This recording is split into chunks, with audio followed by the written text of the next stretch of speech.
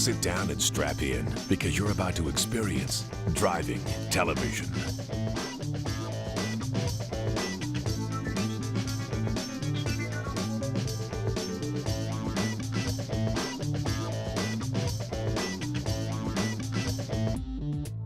Welcome to Driving Television. I'm Lacey Elliott. And I'm Zach Spencer. You know what? One of the most crowded segments in the auto industry is the small, compact, luxury SUV. You kind of wonder, is there room for another one? Well, you know what? Lincoln is really hoping that there will be. This is the all-new Lincoln MKC, and we'll tell you more about it coming up on Driving Television.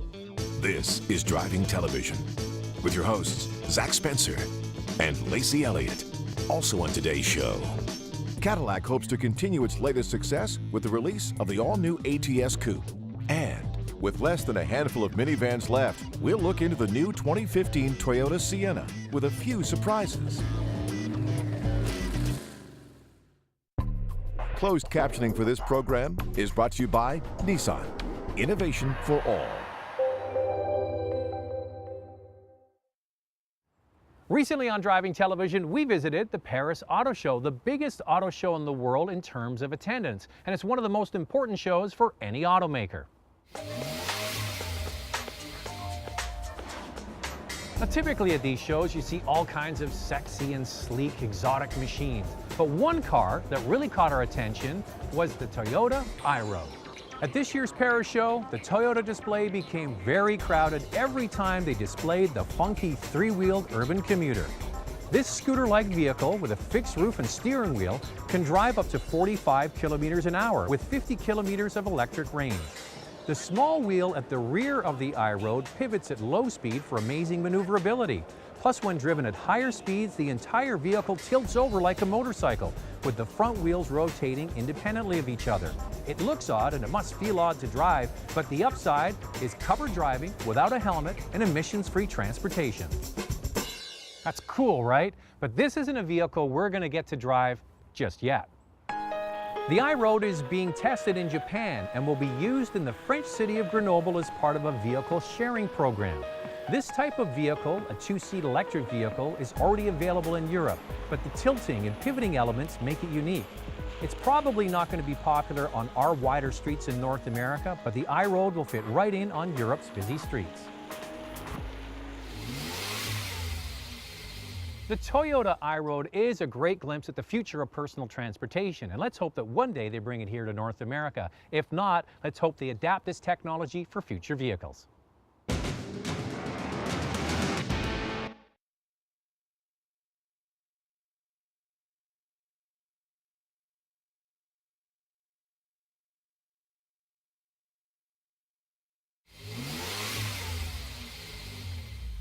This is the all-new Lincoln MKC. It's the latest entry into the ultra-hot compact premium SUV segment.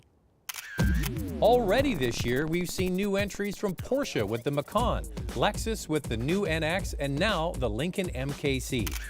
This is built off the same platform as the Ford Escape, but Lincoln used separate design and engineering teams to develop this new Lincoln. The biggest difference is the roofline is much lower, providing a sleeker silhouette and a more German-looking design.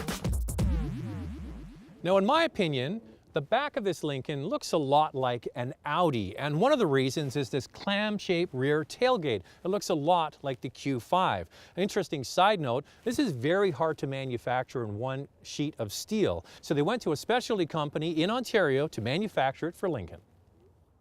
This is the angle that says I'm American, thanks to the Lincoln Wing front grille. It comes with standard HID headlamps and LED daytime running lights. You can get 18 to 20-inch wheels depending on the trim and the options that you choose.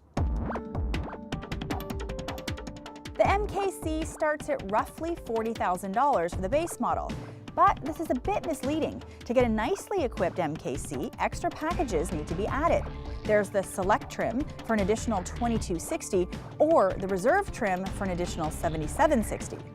Now, Lincoln is making a big push into the Chinese market, and this is one of the vehicles they're really hoping to get traction with, because in China, people like small SUVs just like we do in Canada. One of the big differences, all Canadian MKCs come with standard all-wheel drive. In Asia and in the US, you can get a front-wheel drive model.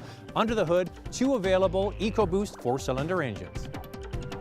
The base EcoBoost engine is the 2-liter, and this is the top 2.3-liter EcoBoost that starts at $49,650.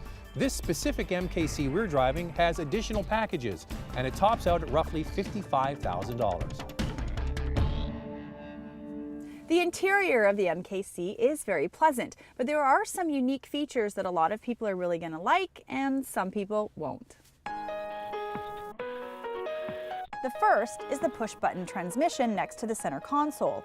It's not very intuitive, and going from reverse to forward during parking is not as easy as with a conventional shifter.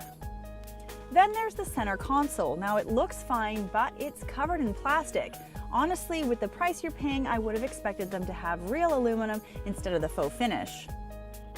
A big plus is the return of conventional rotary dials and buttons. Gone are the sliding touch-sensitive controls in other Lincoln products. The My Lincoln Touch system is relatively easy to master, or maybe we've just become accustomed to the way it works, but this is a high-tech interior and dash. Since this is based on the Escape, the back seat isn't the biggest in the class, but for a compact SUV, it's adequate. The good news is the tailgate is power-operated for convenience. As we mentioned earlier, there are two 4-cylinder direct-injected EcoBoost engines to choose from for this MKC. The 2-liter EcoBoost Turbo 4-cylinder is the same one used in the Range Rover Evoque and pumps out 240 horsepower. The new 2.3-liter unit pumps out 285 horsepower and 305 pound-feet of torque. This is the most standard power for gasoline small SUVs. But the German competition has diesel engines available. Lincoln does not.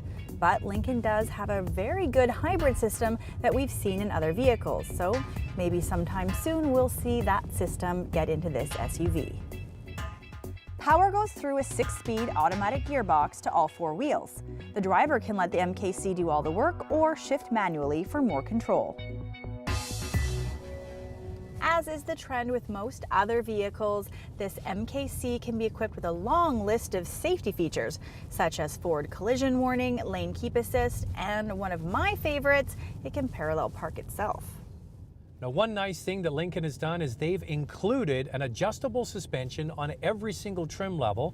You activate it by going into the center cluster here behind the steering wheel, and you change the settings for the drive mode or the sport mode by firming up the suspension or making it a little softer. There's comfort, normal, and sport, and it does make a difference. You can tell a difference between the three.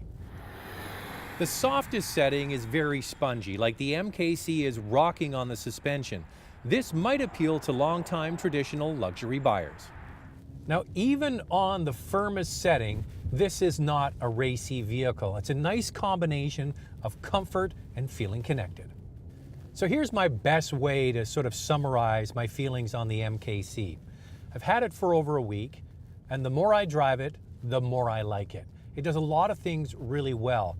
I really think the star of the show is the 2.3-liter EcoBoost engine. It's the same engine, by the way, that's available in the new Mustang. It's strong, it's got lots of power, lots of torque. Unfortunately, it's using quite a bit of fuel in a combination of city and highway driving, but on the power front, there's no problem. Ford has always done an excellent job with their electric power steering. This is no different. And all of the creature comforts that are available in this car, from the adjustable suspension to a lot of the sync features, really do work well, and I enjoy it. If I had to drive this every day back and forth to work, I think I'd like it. Zach, what do you think of the Lincoln MKC? Well, there's a lot about it that I really do like. The design, I think, is kind of fresh. Sure, it's got that American front grille, but the rest of it, it's very German and looks very handsome. I also like the way the engine works. The 2.3-liter is the star of the show. The way you can adjust the suspension to the way you want to drive is very attractive. And the base price is also something that's going to get attention, but it's one of the negatives as well. It really isn't the vehicle you're going to want. You're going to want to add extra packages. They start around $2,200 and go to $7,700, so it really isn't the value leader anymore when you add in all the stuff that you want. And the inside really, I think, lets this vehicle down in a few ways. Now, around the center cluster, they make it look like it's aluminum, but it's not real aluminum. You go look at the new Mustang, for example, they're using real aluminum throughout the entire interior of that car. Why can't they do it with this. And the push-button transmission is gimmicky. It's just gimmicky. That's what I think about it. What do you think? You know, Zach, I agree with you on a lot of those points. And first of all, I agree it's a good-looking car, very, very handsome. There's a lot of technology available in this vehicle, and you know what? Don't discount the base engine. It used to be Ford's premium 4-cylinder engine. And last, the interior. The layout actually has a really great look to it, but I do agree with Zach. One of my dislikes is it looks a little bit on the cheap side. And we're really not too impressed with the fuel economy. With our combined city and highway driving, we're averaging about 15 liters per 100K in the 2.3-liter model. You know what? It is cold though, and that definitely affects fuel economy. So we're looking forward to getting the MKC back when it's warm.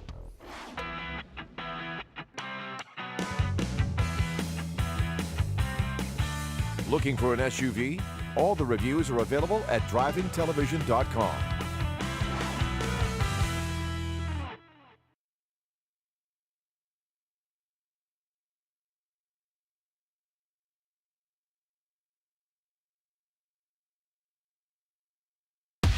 Looking for a new vehicle?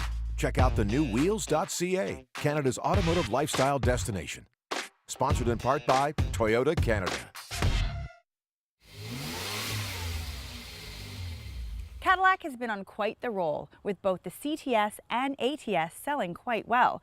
Just recently, we were in Detroit for the reveal of the ATS Coupe, and that car was met with a ton of excitement.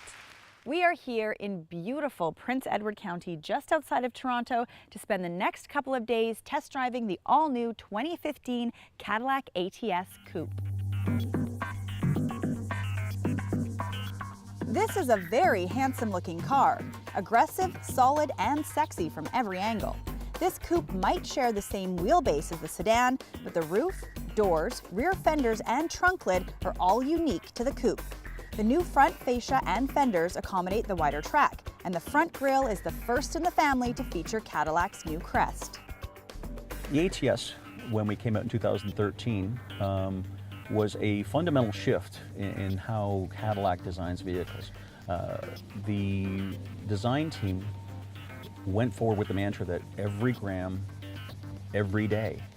And we had arguments about every piece of material that went into this car, whether it was the right material, whether it was the right design, every gram, every day. This car is the lightest car in its segment, which is a huge, huge achievement for Cadillac. But from lightweight comes everything. Performance, fuel economy, everything comes from that. Every single component in this car was meticulously designed to make sure that it was the right material in the right spots to give the car exactly what it needs and to meet the expectations of a luxury customer. The interior is absolutely top-notch. It features real wood, carbon fiber trim, and metal plating. Overall, the fit and finish is just fantastic. Now, I really like how the center stack just kind of flows into the center console. Cadillac has done a superb job of really creating an interior that really is driver-focused. The fit and finish in this car is above all else. There is not a car in the market today, in our opinion, that meets this level of execution. All the materials in it are genuine article. If you look at it and it looks like wood, it's wood. If you look at it and it looks like carbon fiber, it's carbon fiber. And if you look at it and it looks like aluminum, it is actually aluminum. Every material is the genuine article. We've gone to the extent of actually interweaving a little red thread through the carbon fiber, so it pulls the entire interior together. Again, it's the little finishing touches that we look for in Cadillac. Every detail has been paid attention to in order to give the customer the utmost feel of comfort, safety, and performance. Premium painted or polished wheels surrounded by performance tires, available HID headlights with vertical LED signatures, and perfectly integrated dual exhaust tips make a very bold statement. Cadillac's first rear 5-link independent suspension system does a great job of keeping all 4 corners firmly planted when you're doing hard cornering. The steering is responsive and I really feel connected with the car. These features, as well as the wide track and the low center of gravity, make this coupe feel very stable. There are two engine options to choose from, and I think that the volume seller will probably be the 2-liter turbocharged 4-cylinder engine with 272 horsepower and an increase of torque by about 14%, bringing it to 295 pound-feet of torque. I also want to point out that this engine has more horsepower and torque than the BMW 428i.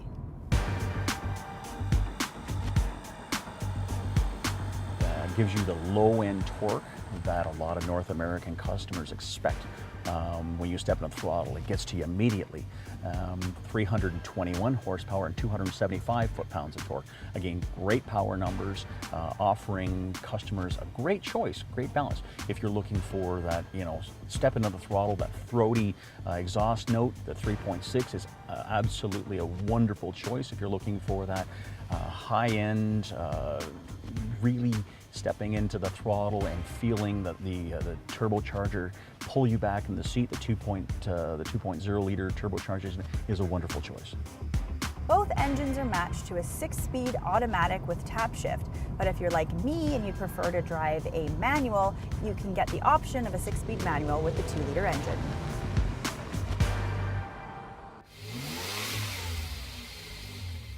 The coupe will probably account for about 10% of total sales volume for the ATS. But if you are one of those 10% and you're in the market for a luxury sport coupe, this Cadillac's a good-looking car with lots of power and it handles great. It's definitely worth taking for a test drive.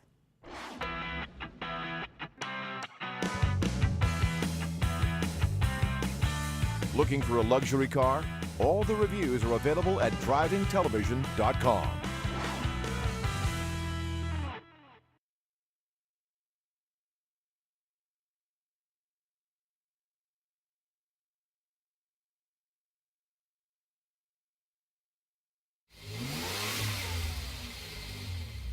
We're in Charlotte, North Carolina for the launch of the 2015 Toyota Camry.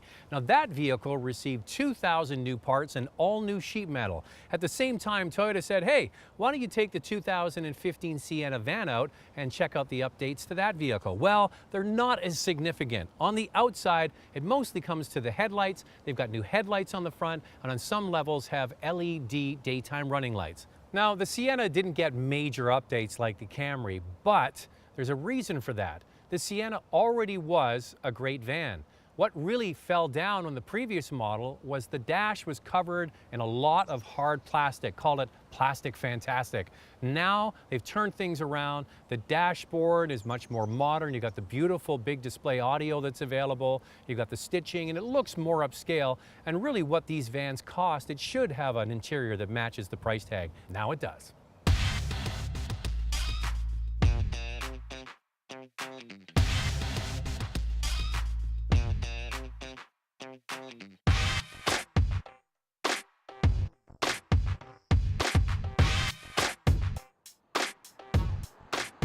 The base Toyota Sienna starts at roughly $30,000, but Toyota has dropped the 4-cylinder model, only V6s now.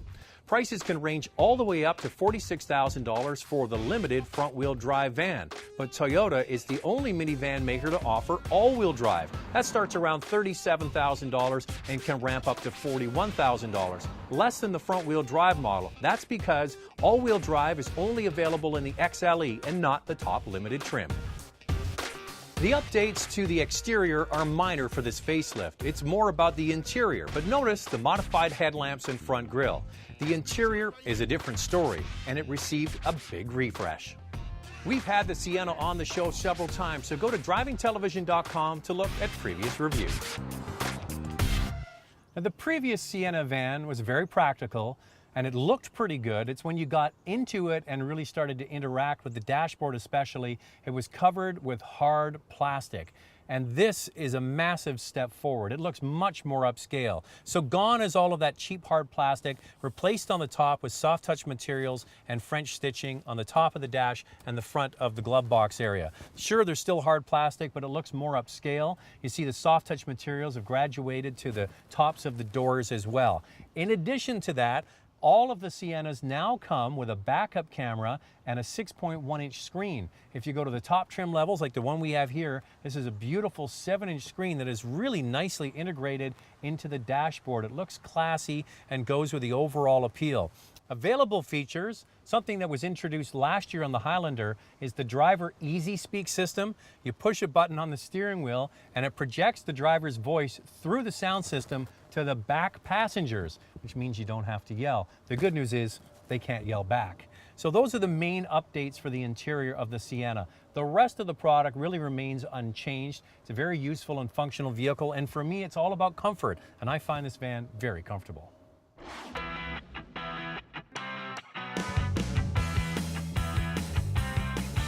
Remember, extended reviews of many of our segments are available online at drivingtelevision.com. Coming soon on Driving Television. With coupe-like styling on a crossover SUV body, the 2015 X4 from BMW is turning heads. The X4 will have a market. The X6 before it proved that people will pay a premium for something that's unique. Even though the X4 is just the less expensive X3 underneath, we all know the price of vanity. Toyota is hoping you'll have a look at their new 2015 Camry. Is it just more of the same, or do they have a few surprises up their sleeve? All new sheet metal on the outside, improvements to the way it drives, and to showcase it, Toyota has brought us here to Charlotte Motor Speedway to even take this car out on the track. And With the growing popularity of SUVs and crossovers, some people might think that minivans are fading into the past. Chrysler's vans, including the Grand Caravan, account for 75 to 80% of the market. In fact, they have one of the top 5 vehicles overall. Minivans are still very popular, and for good reason. all this and more coming soon on Driving Television. Production vehicle for the Driving Television crew is provided by Nissan Canada.